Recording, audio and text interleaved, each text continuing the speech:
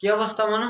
আজকে ফরচুন বরিশাল পরপর 2টি ট্রফি নিয়ে বরিশালের মাটিতে এসেছে। সেখানে লাখ লাখ মানুষের সমাগম হয়েছে। মানুষের জন্য বেলস পার্কে টিম বাসটা কোনোভাবেই ঢুকতে পারতেছে না।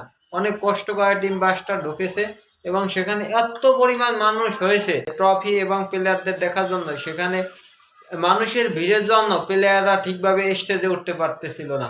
তারপর অনেক কষ্ট করে উঠেছে, তারপর বেশি সময় তারা স্টেজে থাকে নাই, কারণ এত মানুষের ভিড় কোনোভাবে সেটা আইন শৃঙ্খলা বাহিনী থেকে শুরু করে কোনোভাবেই কেউই সেটাকে সামলাতে পারতেছে না।